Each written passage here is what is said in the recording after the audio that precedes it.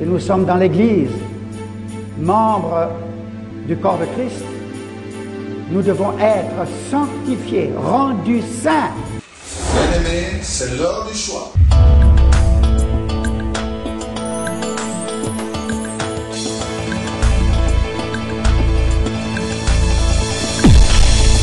Au pied du Seigneur, je t'invite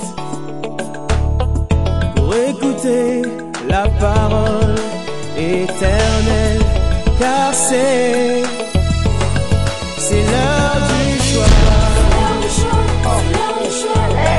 C'est l'heure du choix. C'est l'heure du choix. C'est l'heure du choix.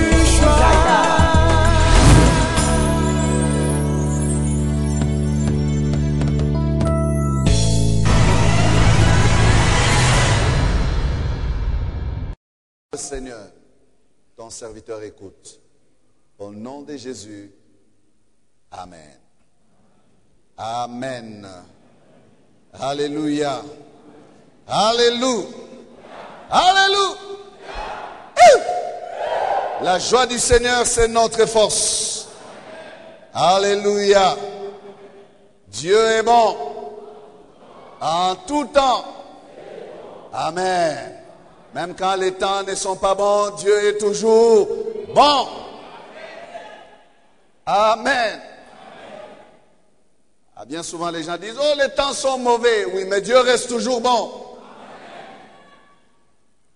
Voilà pourquoi nous les cherchons. Voilà pourquoi nous marchons avec lui. Alléluia. Les dieux des vallées, mais aussi les dieux des montagnes. Alléluia. Il ne change jamais. Tu as bien fait d'être là ce matin. Salue ton frère, salue ta soeur. Dis-lui, tu as bien fait d'être là ce matin. Sois les bienvenus dans la présence de notre roi.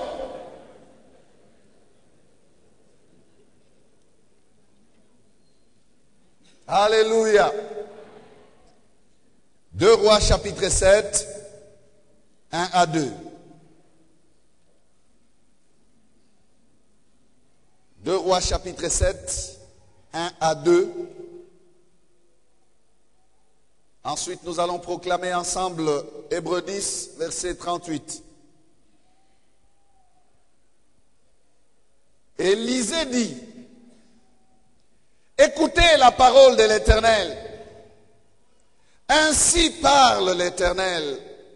Demain, à 7 heures, on aura une mesure de fleurs de farine pour un cycle et 2 mesures d'orge pour un cycle à la porte de Samarie. L'officier sur la main duquel s'appuyait le roi répondit à l'homme de Dieu. Quand l'Éternel ferait des fenêtres au ciel, pareille chose arriverait-elle? Et Élisée dit, tu le verras de tes yeux, mais tu n'en mangeras point. Amen. Proclamons ensemble Hébreux chapitre 10, verset 38. On y va. Et mon juste vivra par la foi. Amen. Bon appétit. Nous sommes au temps d'Israël. À l'heure où Israël est divisé en 2 royaumes, nous sommes dans le royaume d'Israël et non le royaume de Juda. Et là, c'est la ville de Samarie particulièrement qui est assiégée. Cette ville est assiégée par l'armée syrienne. La situation est intenable. Intenable. Les villes de l'époque étaient fortifiées. C'est-à-dire des villes qui étaient entourées de murailles. Et lorsque l'ennemi vous assiège, donc il vous entoure à l'extérieur des murailles et essaye de vous pousser à l'extrémité à l'intérieur de la ville, c'est-à-dire toutes vos réserves, tous vos stocks vont aller en s'épuisant, en diminuant, jusqu'à vous pousser à ouvrir les portes pour chercher du secours à l'extérieur. Ou pour vous rendre tout simplement parce que vous êtes fini. À l'intérieur de la ville, donc de Samarie, le peuple mourait de faim. Les prix des denrées alimentaires étaient devenus très élevés. Tout se vendait. Même des choses qui ne devaient se vendre, se vendaient. Et des choses qui ne devaient se consommer aussi. À cause de la famine. Le peuple est parvenu à manger même la fiente des pigeons. Des excréments des pigeons. Ce qui sortait de l'intérieur des pigeons. Se vendait pour ne rien perdre. Pour tout manger, profiter de tout. Et vous pouvez vous imaginer l'ampleur de la situation.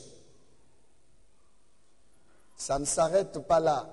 Les femmes mangeaient leurs enfants.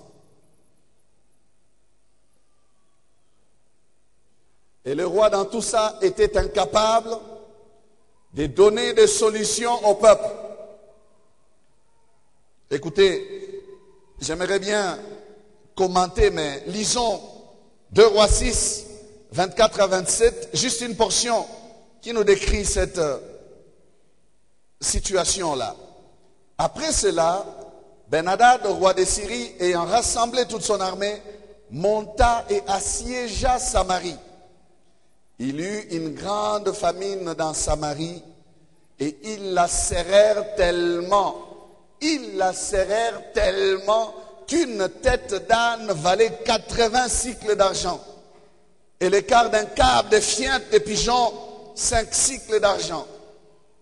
Et comme le roi passait sur la muraille, une femme lui cria « Sauve-moi, ô roi mon Seigneur !» Il répondit « Si l'Éternel ne te sauve pas, avec quoi te sauverai-je?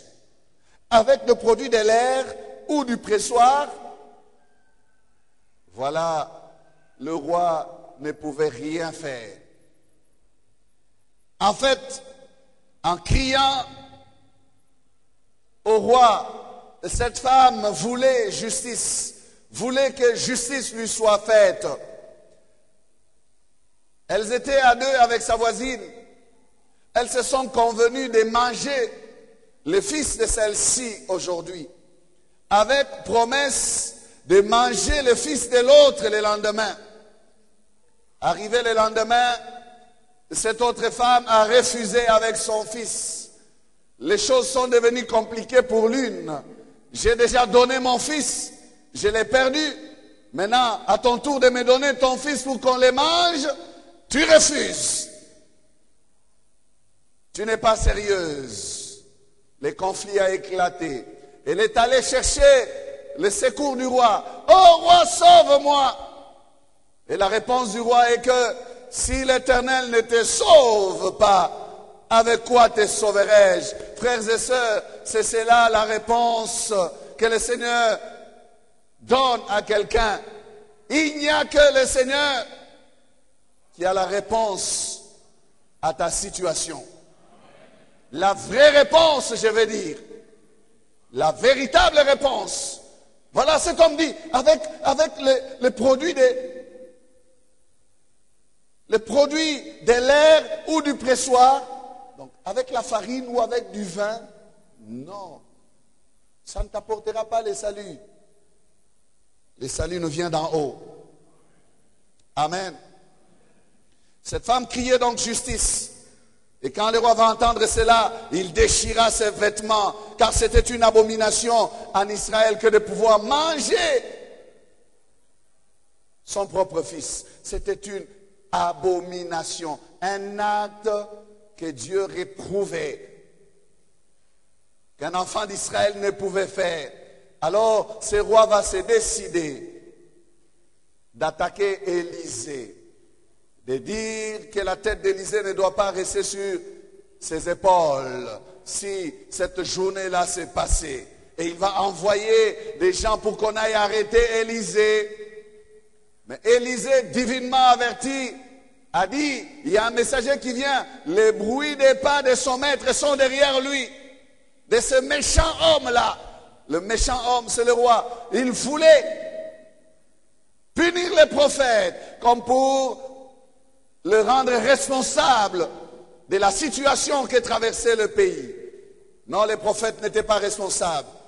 Et comme pour confondre l'intelligence de ce roi, alors qu'il pensait que l'Éternel ne pouvait rien faire, le lendemain, au matin, très tôt matin, dans cette misère noire-là que traversait le peuple, alors que la ville est assiégée, sans secours, pendant que tout était fermé, sans issue. Écoute-moi frère, écoute-moi ma soeur. Lorsque tout est fermé, le ciel lui n'est pas fermé. Même lorsque l'ennemi t'assaille, il t'entoure de partout. Écoute, ils étaient derrière, ils étaient devant, ils étaient tout autour de la muraille, mais ils n'étaient pas au ciel. J'ai dit à quelqu'un ce matin, ceux qui te combattent ne sont pas au ciel. Si on peut tout fermer tout autour de toi, on ne pourra jamais fermer le ciel pour toi. La clé du ciel est entre les mains du roi des rois, du lion de la tribu de Juda. Il est dit qu'il tient la clé. Quand il ouvre, personne ne ferme. Et quand il ferme, personne ne peut ouvrir. C'est lui qui tient la clé. Israël était dans l'extrémité, poussé à l'extrémité par Pharaon. Devant lui, c'était la mer. Et derrière lui, c'était les Égyptiens. Les secours d'Israël ne pouvaient venir de la terre, non. Tant que le ciel était ouvert, les secours étaient possibles pour Israël. Es-tu à l'extrémité? Es-tu serré, coincé? Oh, j'aimerais te dire que quand tout est fermé, quand il n'y a pas d'issue devant ou derrière, à gauche ou à droite, quand tu ne sais plus où donner de la tête, lorsque tu ne sais pas bouger, quoi faire? Oh, quand tu veux dire, c'est fini, j'aimerais te dire ce matin qu'il y a une dernière possibilité, qu'il faut attendre cette dernière possibilité, le ciel. Le ciel. Le ciel. J'ai appris cette leçon du patriarche Jacques-André Verneau. Il me disait toujours, regarde au ciel frère, regarde au ciel. Et j'ai dit un jour, oh pasteur merci, parce que j'ai appris à regarder au ciel et le ciel a payé. Le ciel paye. Le ciel finit toujours par payer frère.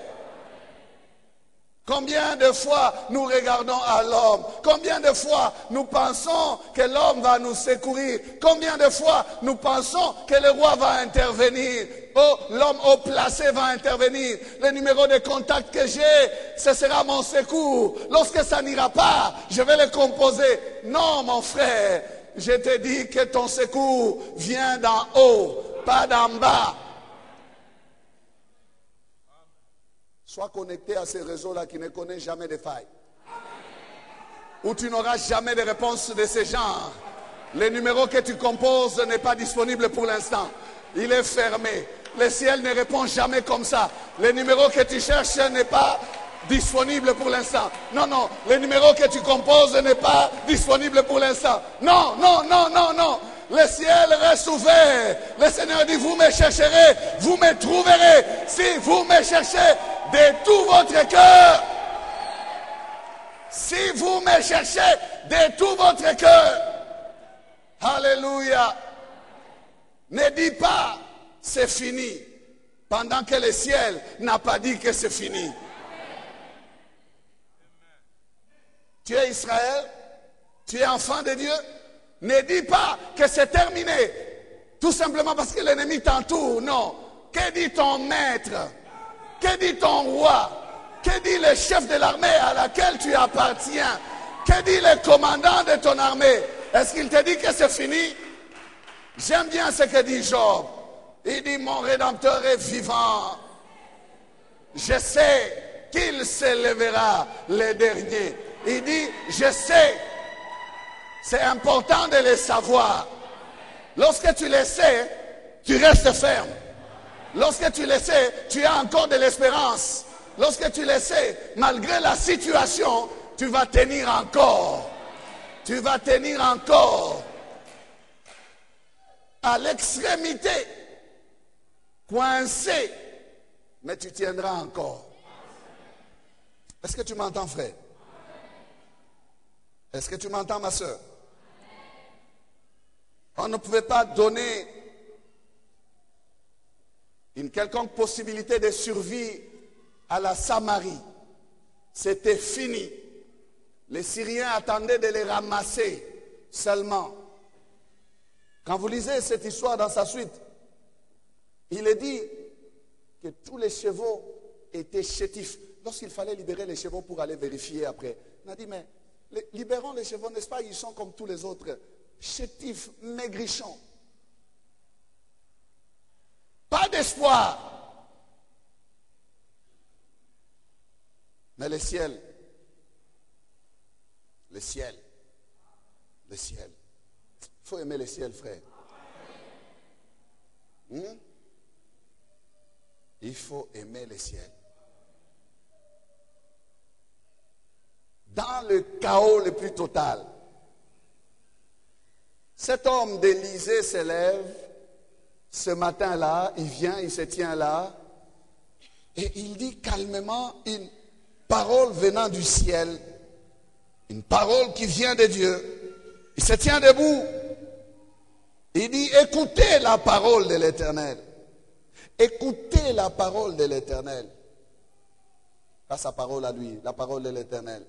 Ainsi parle l'Éternel.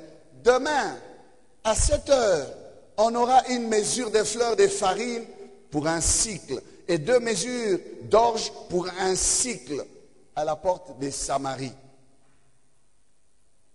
L'Éternel a parlé. C'était clair et net. Son envoyé a parlé de sa part. Son représentant de cette époque, Élisée, a parlé de sa part. Le message leur a été transmis, c'est tout. Le roi a entendu ce message. Curieusement, le roi n'a rien dit. Ses autres serviteurs ont entendu ce message. Curieusement, eux aussi n'ont rien dit. Mais il y a un officier courageux sur la main duquel s'appuyait le roi, qui lui va se lever et répondre à l'homme de Dieu. Quand l'Éternel ferait des fenêtres au ciel, pareille chose arriverait-elle? Une parole contradictoire, une parole de contradiction, je vais dire. Il le déclare et l'homme de Dieu l'entend. Et cette parole résume la pensée qui caractérise plusieurs chrétiens que nous sommes, plusieurs d'entre nous, face aux promesses de Dieu, face à la parole de Dieu, face à ce que l'on entend des grands, d'étonnants, surtout quand on est en difficulté, quand on est dépassé. La réaction de cet officier caractérise donc la plupart d'entre nous. Pourquoi cet homme réagit-il directement alors que le roi se tait, alors que les autres se taisent? Parce que lui, il exprime son étonnement. Il exprime même une sorte d'indignation pour dire ce ne sont pas des choses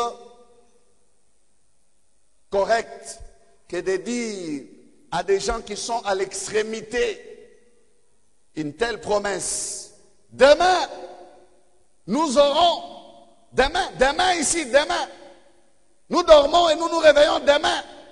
Nous qui sommes dans une situation comme celle-ci, arrête de nous dire des histoires.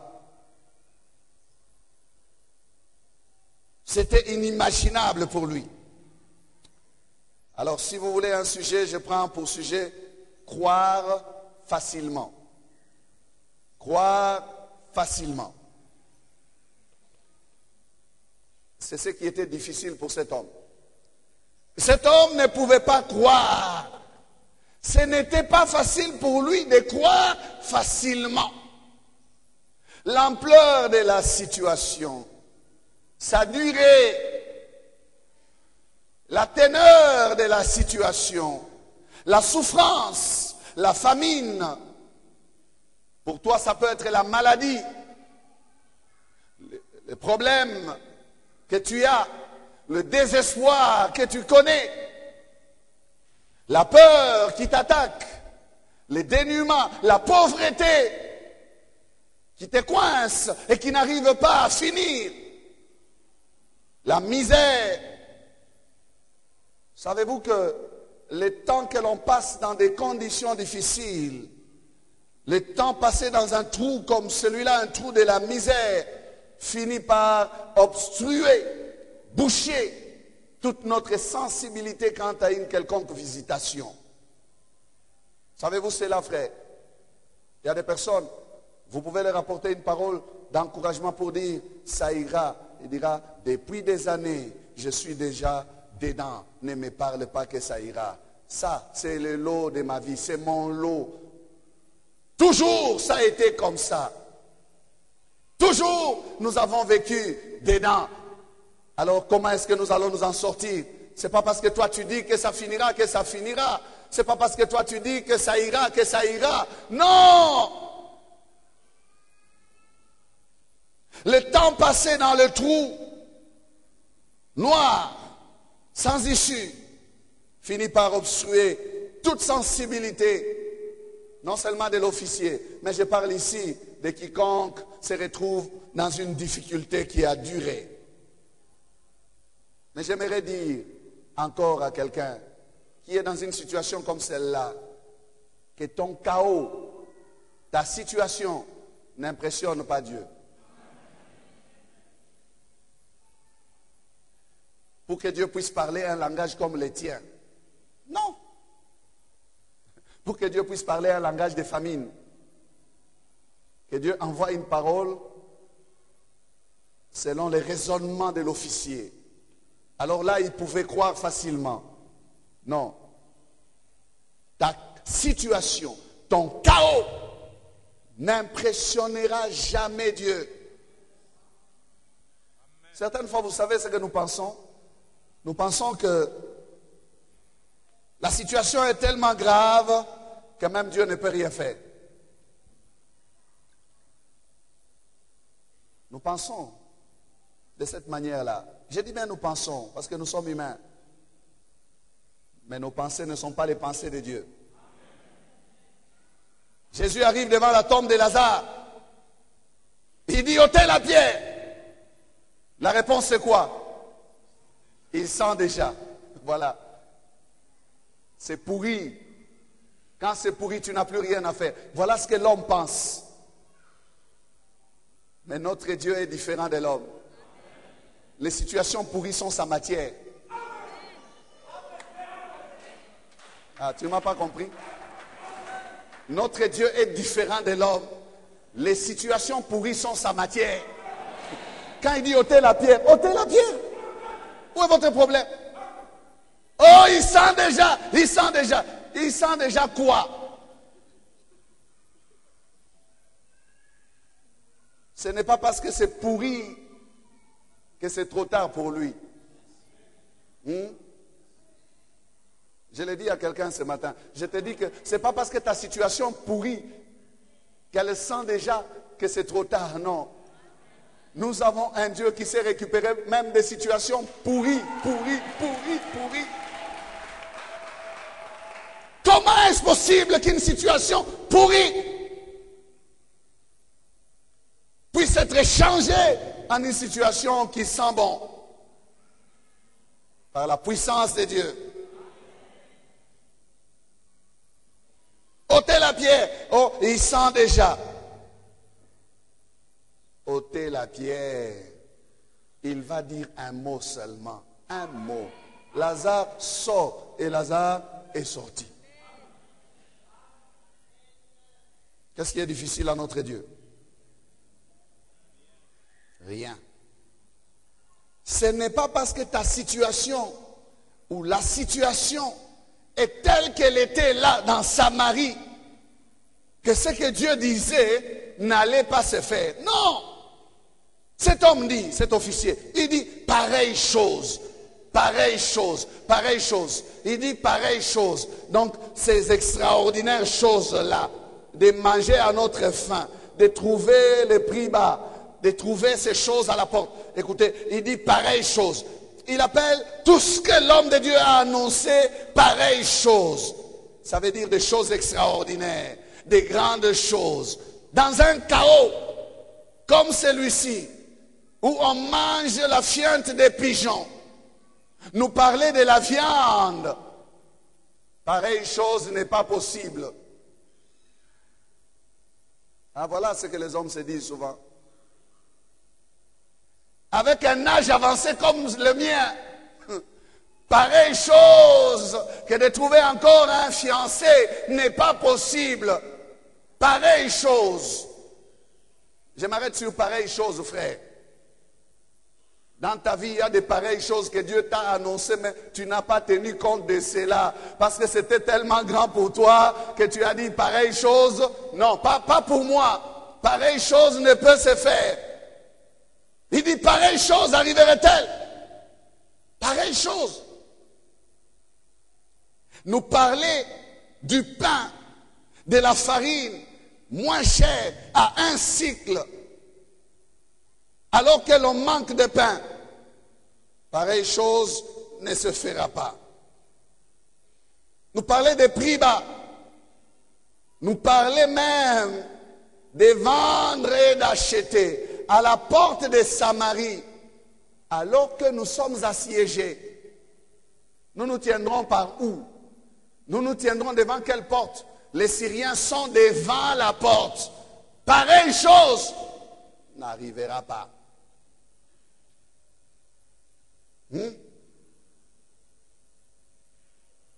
Est-ce que il n'était pas arrivé de te dire des choses comme celle-là? Ah, c'est ma faim. On me prêche, on me parle, on me conseille, on m'exhorte. On me dit des choses que Dieu peut faire. Mais ce ne sont que de pareilles choses.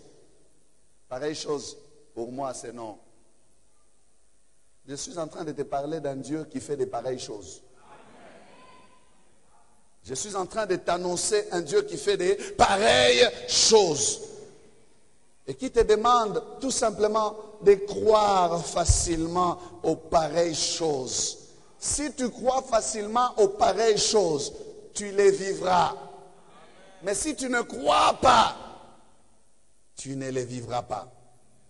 Ah, voilà la conclusion, c'est simple. Si tu crois aux pareilles choses, tu les vivras. Si tu ne crois pas, tu ne les vivras pas. Cet homme ne savait pas qu'en refusant les pareilles choses lui refusaient aussi. Voilà le problème. Si tu crois, tu adhères. Si tu refuses, ces choses-là te refusent aussi. À l'instant où Élisée entendit sa réponse, il dit, pareille chose arriverait-elle? Élisée lui répondit, tu les verras de tes yeux, mais tu n'en mangeras point. Mais tu n'en mangeras point. Frères et sœurs, Dieu tient à notre réaction. Dieu tient compte de notre réaction. Dieu tient compte de notre attitude. L'attitude que nous affichons face à sa parole. L'attitude que nous affichons face à sa promesse.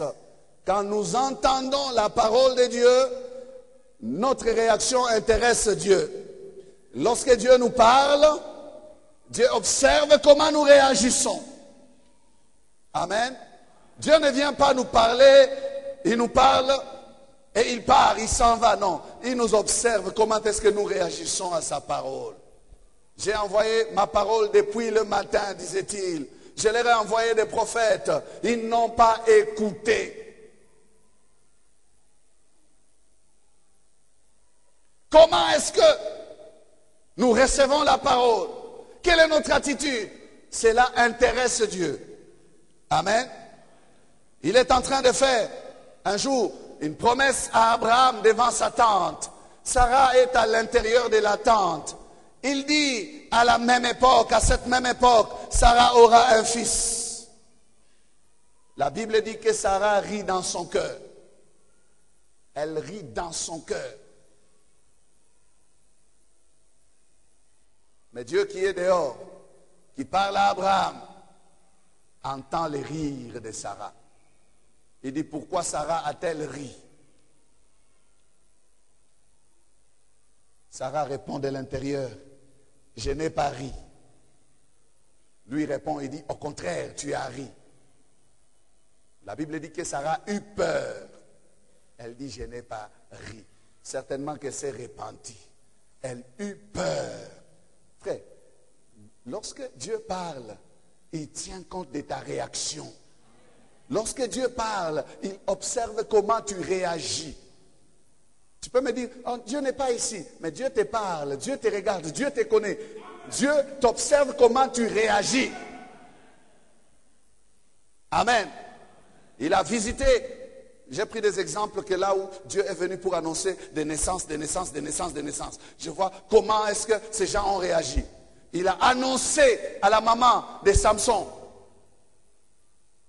qu'elle sera visitée, qu'elle aura un enfant. Il ne faut pas qu'elle boive du vin parce que cet enfant sera consacré. Il ne doit pas couper ses cheveux et tout et tout et tout. Son mari n'était pas là. Lorsqu'elle parle à son mari va faire une prière pour dire, Seigneur, si cet homme que tu as envoyé est venu nous donner des bonnes nouvelles comme ça, qu'il revienne encore.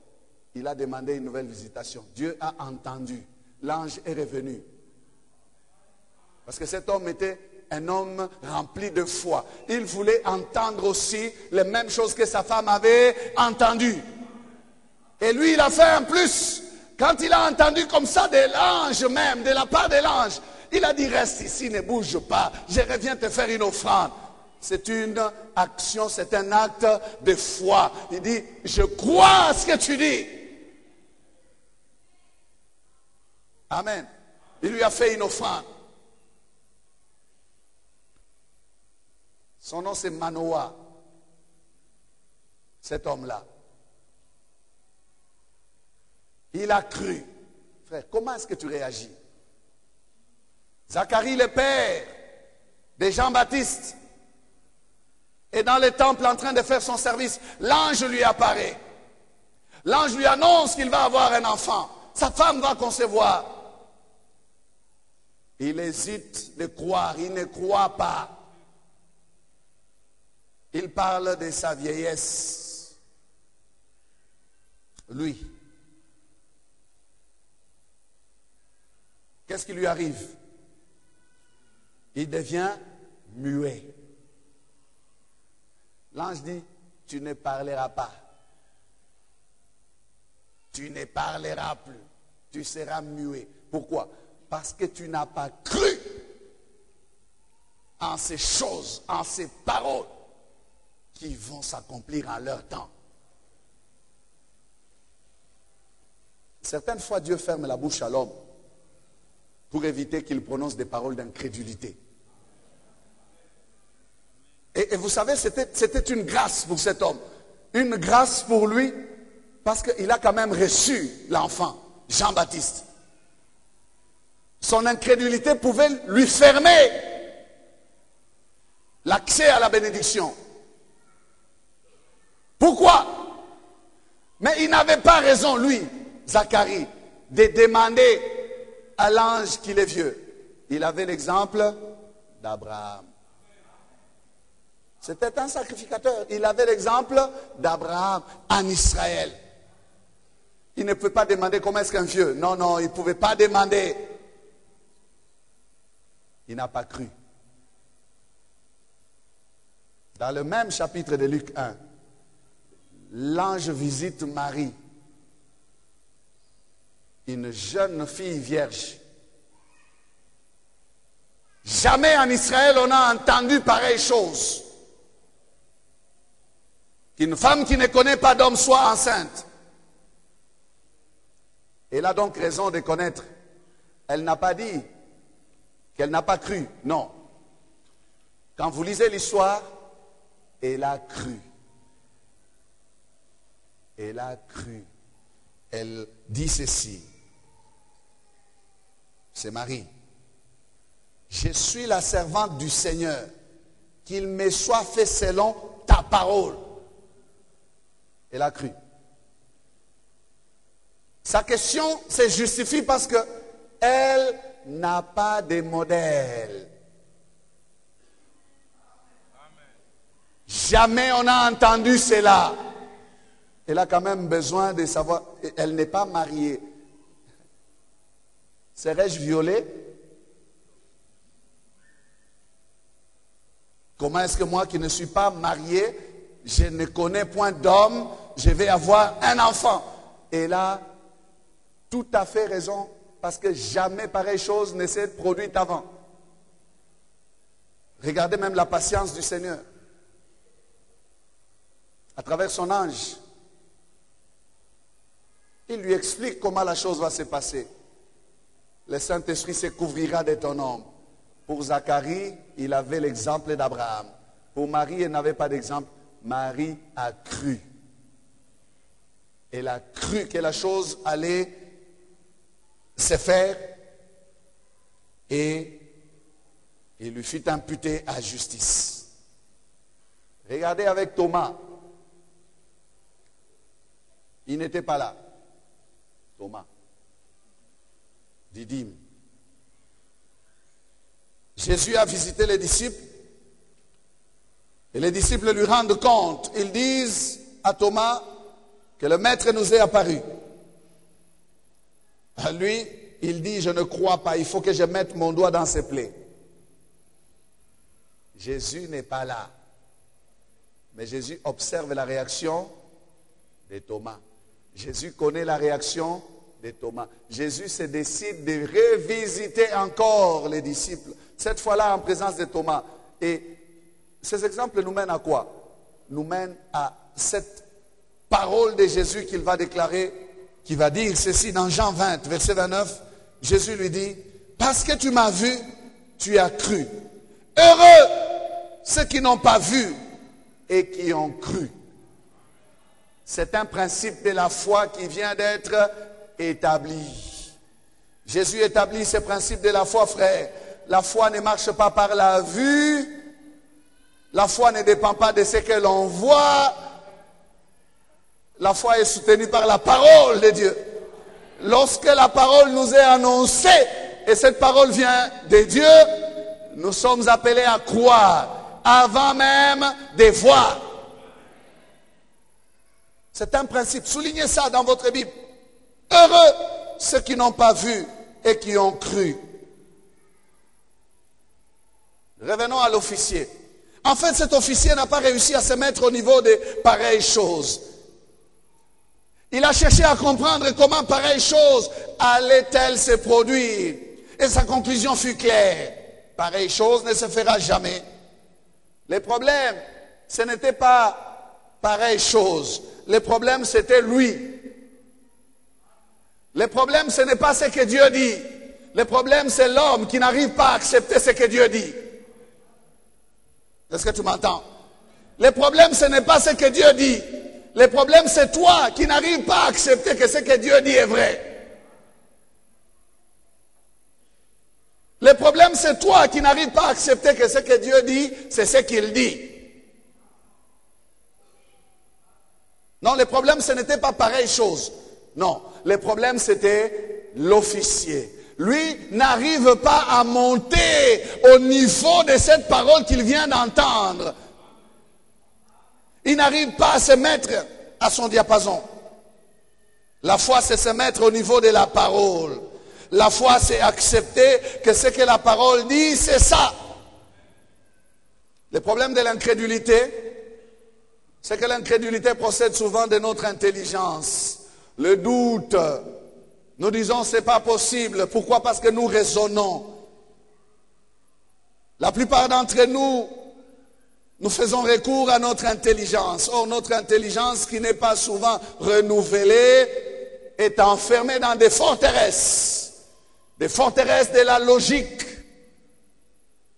des forteresses du compréhensible. Nous acceptons comme vrai tout ce qui est compréhensible. Et tout ce qui échappe à notre compréhension, nous les rejetons. Nous trouvons que c'est difficile, c'est impossible. Pourquoi? Parce que, humainement parlant, ce n'est plus explicable. Et lorsque ce n'est pas explicable, nous disons non. C'est ça la forteresse. Nous sommes enfermés dans des logiques. Nous sommes enfermés dans des coutumes. Nous sommes enfermés dans des habitudes. Nous sommes enfermés dans ce que nos yeux nous présentent. Nous sommes enfermés dans ce que nous vivons. Et notre intelligence n'accepte que ces choses-là parce que pour notre intelligence, elles sont vraies.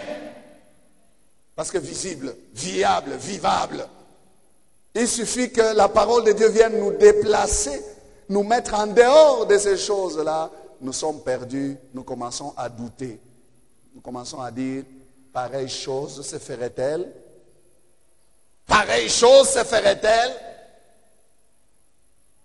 Mais les forteresses de notre intelligence, l'apôtre Paul nous dit qu'elles doivent être renversées. 2 Corinthiens 10, versets 4 à 5.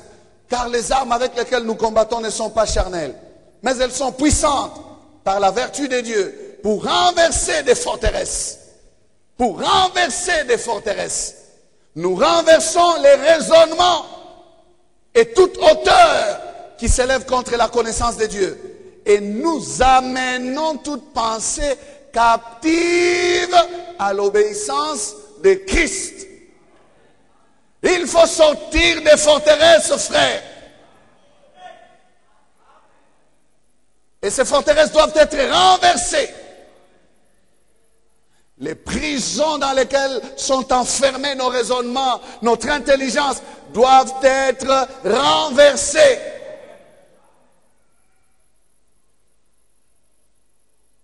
Ta pensée ne peut s'échapper de ces forteresses-là.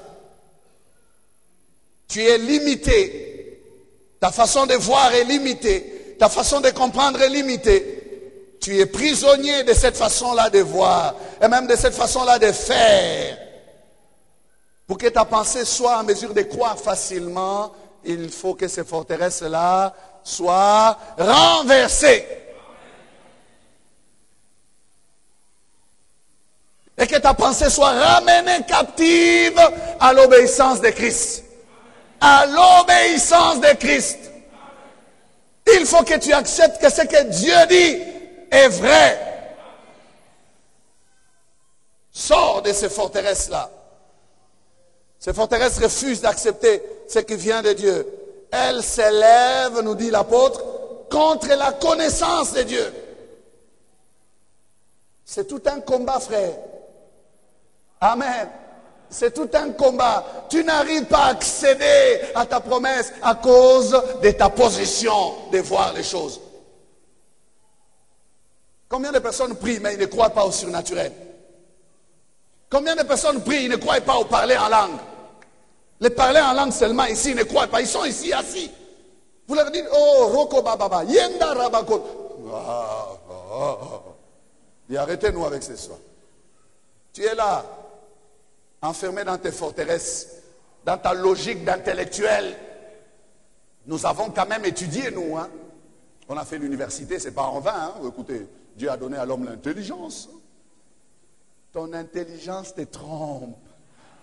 C'est pas parce que ton intelligence ne saisit pas ce que Dieu dit que ça n'existe pas. Tu es limité, homme. Tu es limité.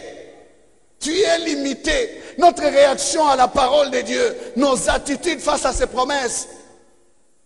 Dieu observe ces choses-là. Fais attention. Tu n'atteins pas certaines choses. Tu ne les reçois pas. Non pas parce que tu n'as pas une bonne vie. Non. Mais tout simplement parce que toi, tu n'acceptes pas ces choses-là. Pourquoi tu t'inquiètes? Pourquoi tu te tracasses? Pourquoi tu cherches des complications? Mais reste tranquille et attends demain. Demain, il y aura. Ce sera demain. Amen. Si Dieu dit demain, où est mon problème? Il n'a qu'à s'arranger pour que demain la chose arrive. Mon problème, c'est de croire. Lui dit demain, il est Dieu. Demain, il sait ce qu'il fera. Est-ce que tu m'entends? Croire facilement. Demain. Demain. Demain. Quand Dieu te promet, il a. Confesse cela à ton voisin, dis-le. Quand Dieu te promet, il a.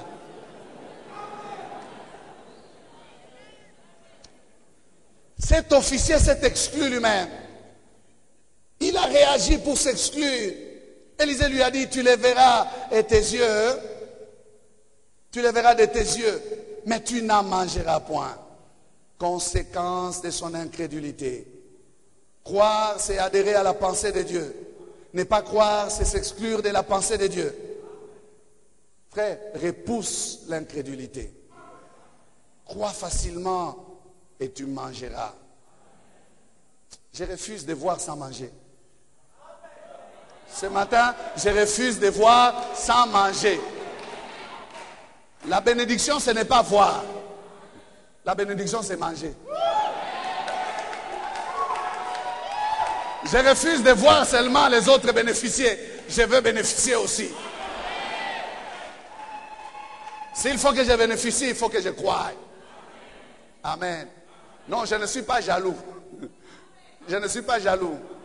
Je ne veux pas assister seulement. Je ne veux pas regarder seulement. Mais je veux participer aussi. Je ne veux pas voir seulement. Je ne veux pas vivre ça de loin. Non, je vais toucher. Je vais goûter.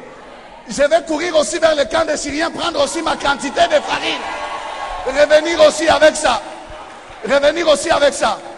Si je suis commerçant, je vais me tenir aussi à la porte de Samarie, vendre aussi. Matungulu, 100. Tomate, 100. Pili pili, 100. Boya, biloko kiti talo, boya. Boya, biloko kiti talo, boya. Je vais participer. Je veux participer. Je ne veux pas entendre seulement l'histoire de mariage. Je veux me marier. Je ne veux pas seulement entendre des histoires de voyage. Oh, Houston, Philadelphie. Je veux y aller. Je veux y aller. Je ne veux pas seulement entendre des histoires. Oh, il est prié, les gens sont guéris. Je vais aussi participer à cela. Je vais avoir cette onction-là. Frère, c'est une malédiction que d'être si proche et de ne pas jouir. Cet homme s'est maudit. Il s'est maudit. Tu le verras de tes yeux, mais tu n'en mangeras pas. Oh, matin là. Vous connaissez l'histoire. Dieu s'arrange. Dieu s'arrange toujours. La parole a été adressée dans Samarie. Mais les instruments que Dieu va utiliser sont au dehors. Ils n'avaient pas la parole, mais ils ont eu à cœur des choses à faire. C'était les lépreux. Ils ont dit, si nous restons ici, nous mourrons. Si nous y allons, nous mourrons, mais allons seulement. Ils sont allés, les Syriens ont entendu le bruit des pas. Ils ont libéré les camps, ils n'ont laissé que les dépôts de marchandises. Les dépôts de marchandises pour Israël. Ils sont venus appeler les gens qui étaient dans la ville. On vient de trouver des trésors. Je dis, c'est quoi? Allons voir. Quand on a ouvert les portes, la débandade. Qui n'aime pas être béni? Qui ne veut pas participer à une telle abondance?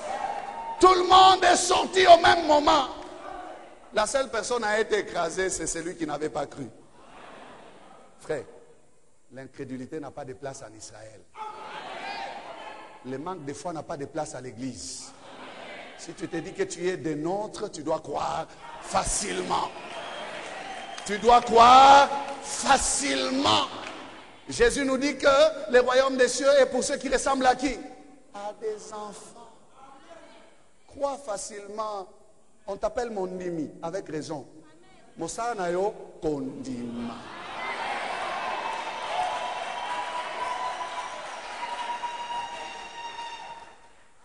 Voilà pourquoi ton attitude même à dire Amen démontre ce que tu es. Si ton Amen est problématique, ton Amen est problématique, non.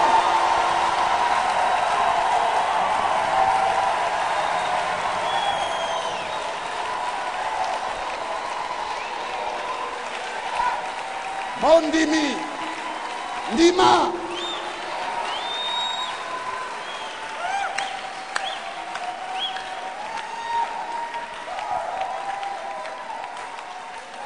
Alléluia.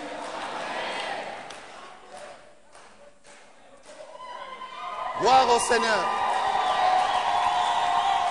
Cet homme est mort.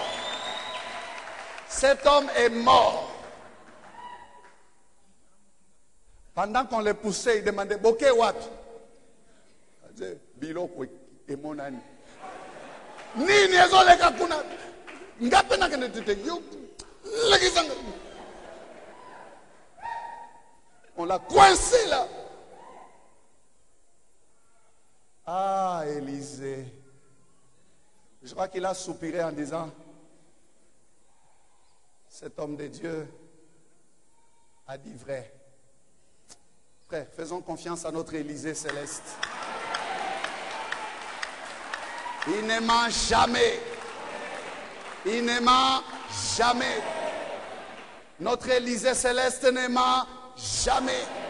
Ce qu'il dit, il le fait. Ce n'est qu'une question de temps, mon frère. S'il dit demain, c'est demain. Baissons la tête. Bien-aimés, merci d'avoir suivi ce message. Aujourd'hui, si vous entendez sa voix, n'endurcissez pas votre cœur. Jésus vous aime. Nos prédications sont en continu sur notre site web qui est www.labornelouchi.net. Vous pouvez aussi nous écrire aux adresses électroniques suivantes: lepasteur@labornelouchi.net, guillamani@gmail.com. Pour toutes vos requêtes, écrivez-nous à l'adresse électronique suivante: requêtes@labornelouchi.net. Et si vous désirez nous contacter, appelez-nous au numéro suivant: 099 99 56 891.